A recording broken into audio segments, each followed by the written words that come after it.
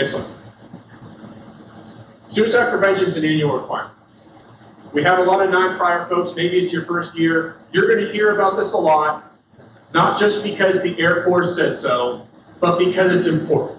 And it's something that I take very seriously, and I look forward to the opportunity to talk about it and put my emphasis into the program. So please pay attention, even though, like I said, you've seen suicide awareness briefs.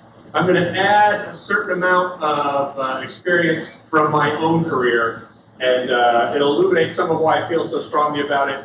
But there'll be a few keys here that I want to pull out, and Chief Wagner and I have talked about this. A lot of people might say, at some point you're going to reach the lowest number of suicides you're going to hit, and it's going to be 0. I'm going to be realistic. Across the Air Force, maybe it's not going to be 0. I get it, there's a lot of people in the Air Force. But I have stats here that on Little Rock, yeah, it could be 0. And that happens because people pay attention to the training and they're in a position to provide help or in a position to ask for help when it becomes necessary. Next slide. I wish I didn't have personal stories to relate, and I've talked about this with a few people. If you've heard it before, I apologize, you're going to hear it again. I use the actual airmen's names because I don't want you to think that this is something that I'm making up or something that I'm adding for emphasis. It's added for emphasis, but these were actual people. Pete Novinsky was a gunner on HA-6s. Most of my career was at rescue. And this was at Penn. He had gotten injured and was no longer able to fly. And if you've ever had to deal with LOD, you know it takes a long time. He'd been in the Air Force a long time. He'd been a gunner a long time. He loved his job. He was an excellent gunner. He was an excellent NCO.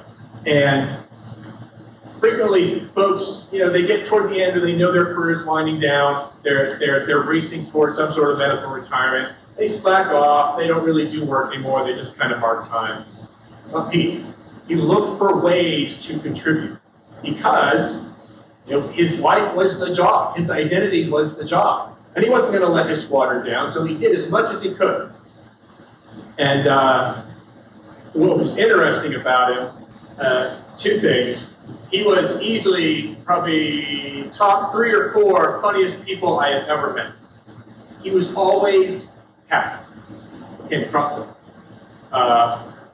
His wit was sharp, the jokes were timely, and the other notable thing about him was he would whistle in a peculiar way that would sound like a bird.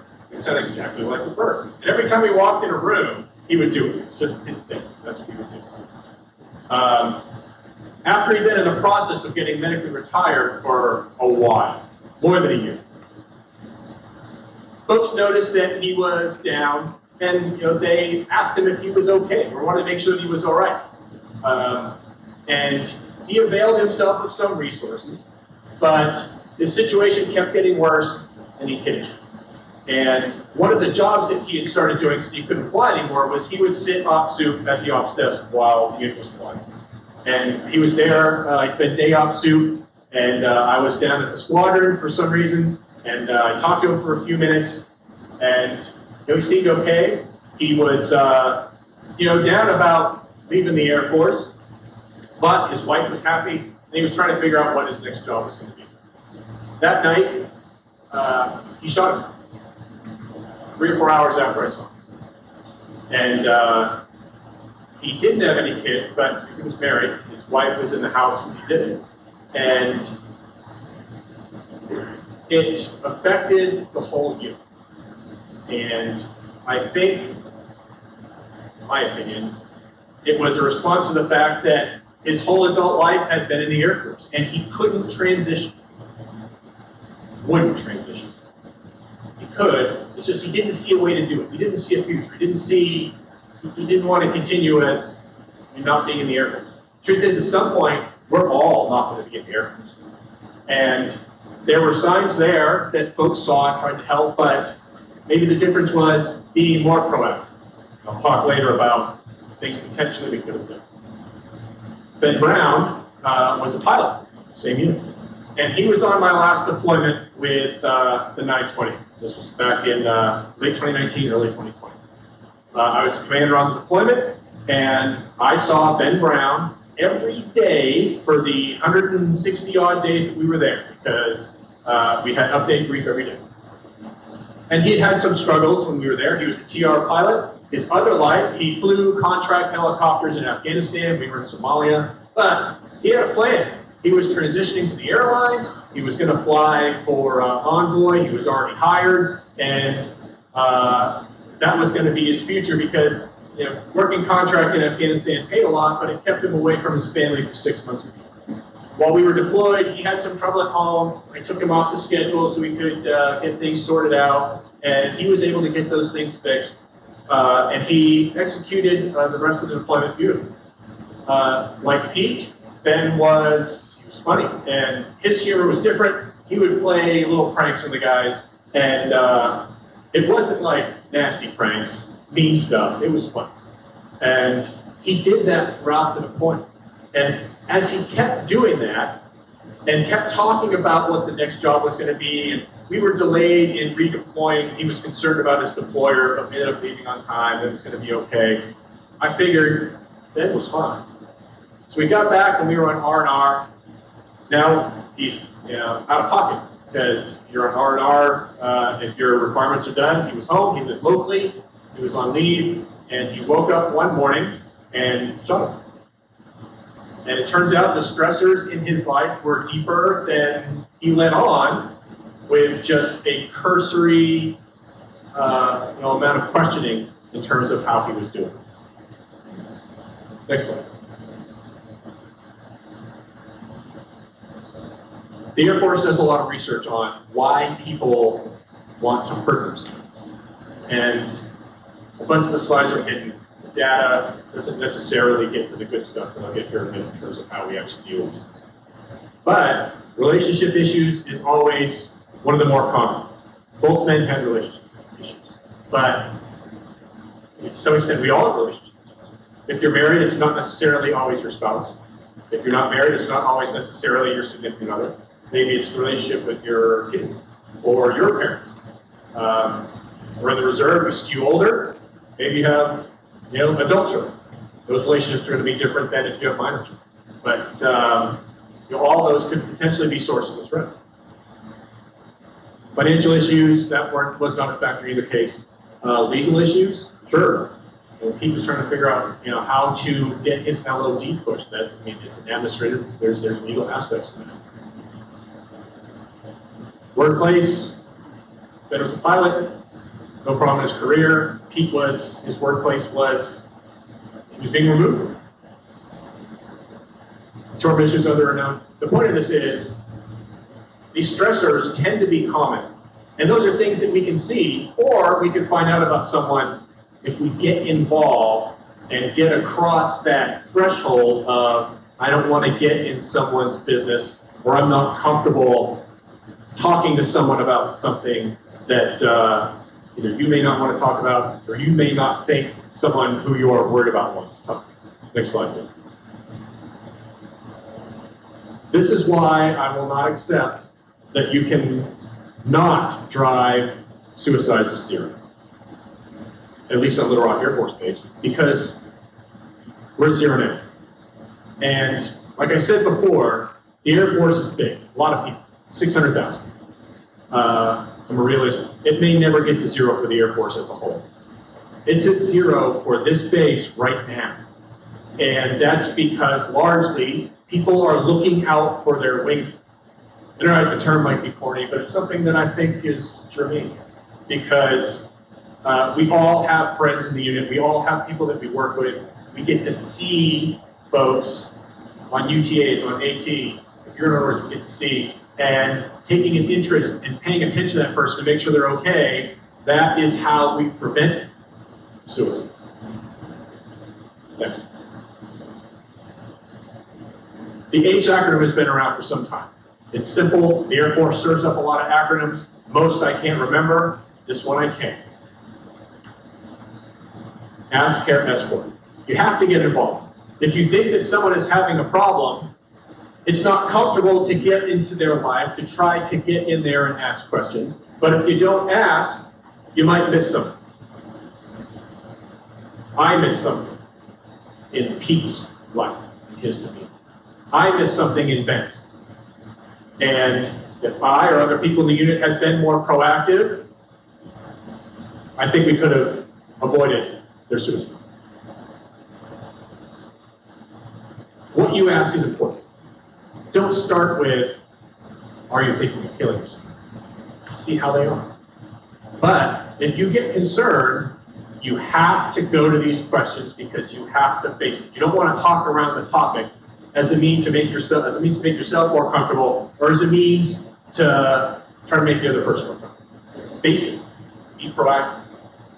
And someone may not answer the question, but maybe the way they answer it is a clue. Ask, do you have access to a firearm? This is not a judgment on gun ownership. This is just the fact that the means that people who commit suicide in the U.S., it's overwhelmingly a firearm. So just knowing if someone has one or not, maybe that goes to your judgment on whether or not you want to care for your way. Calmly control the situation. Being overly excited is going to potentially amplify a bad situation. Be calm. Actively listen. Well, what does that mean, actively listen? If you're just sitting there listening, it's pretty passive. No, not if you're leaning in, physically leaning in to what they have to say to hear. Or asking follow-up questions about what's going on. Showing that you care. Showing that you're trying to help. And then, if it's a situation where you need to remove an ability for someone to hurt themselves, do that. Be proactive. Lastly, escort. If you are concerned that someone is going to harm themselves, do not leave them alone. They may not want you to stay. But as long as you're not going to be in a situation that's going to hurt yourself, don't leave them alone. And there are resources that can help them. Next one. I'll get to those in a minute. But ACE works as a means to guide your efforts to help someone else. But maybe you can help yourself. And as I was preparing for this, I pulled together some information from some resources that will show up here in terms of where you can get information to help or seek help yourself. And I pulled these three things because it's stuff that I do for me. And so I wanted to make it more personal. Some of the stuff might seem cheesy, but I'll explain how I do. Gratitude and looking for the good. I am a realist. And sometimes that comes across as pessimism, but I have to purposely look for the good sometimes. Because sometimes it's hard to find. And I wish it were the case that only good things happen to me, but sometimes bad things happen too. But the good is always there. And if you find it, focus on it, it can have the effect of making you more resistant to stress. Because if you acknowledge the good and see it, you can't tell yourself everything is bad, because it's not.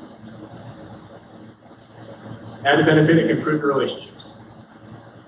No one wants to be around someone who's always a gem. And I think you'll find you will improve aspects of your life beyond just your work or home if you focus on the good and are mindful of those things. Reframe and control how you react. I am a realist. I also have a temper. And no one makes me upset like I make me upset.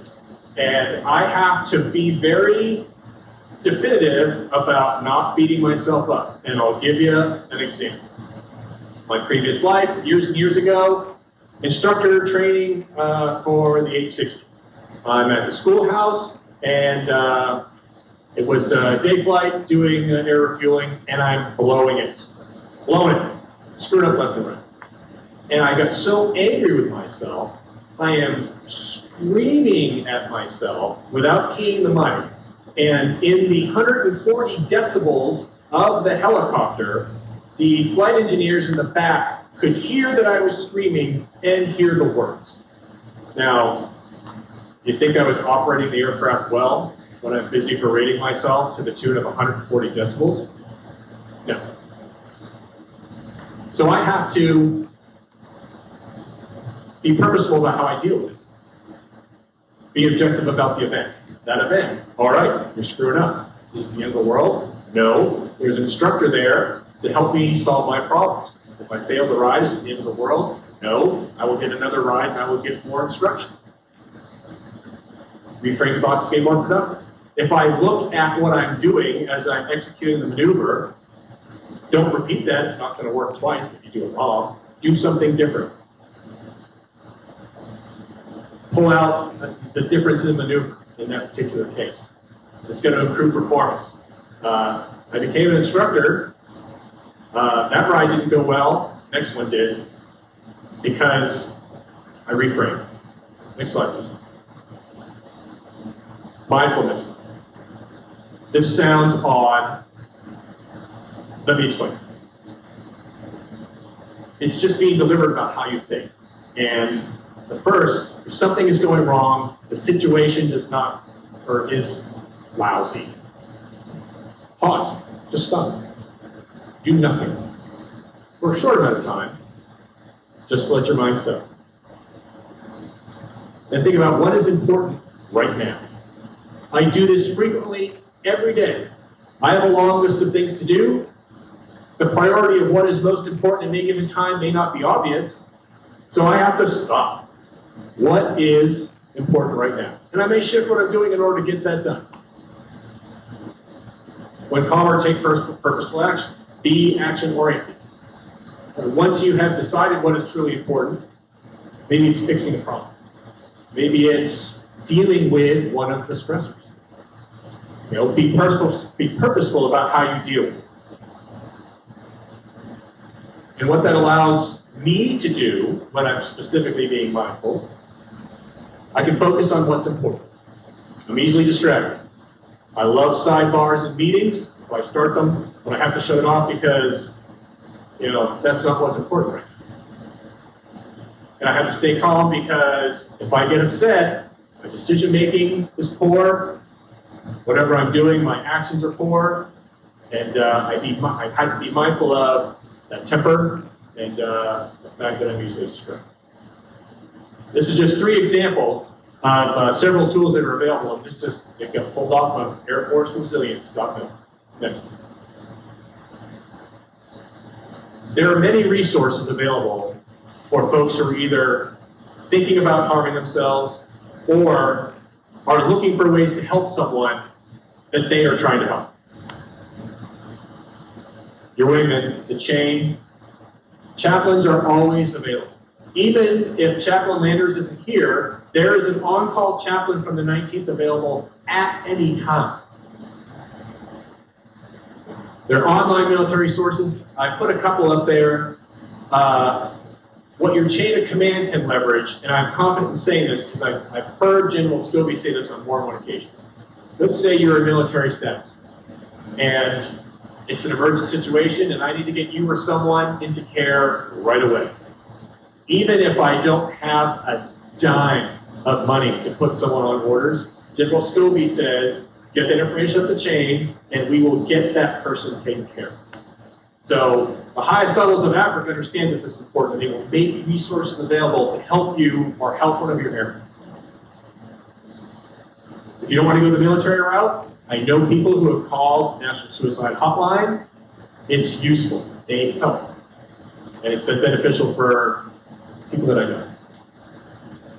Next one.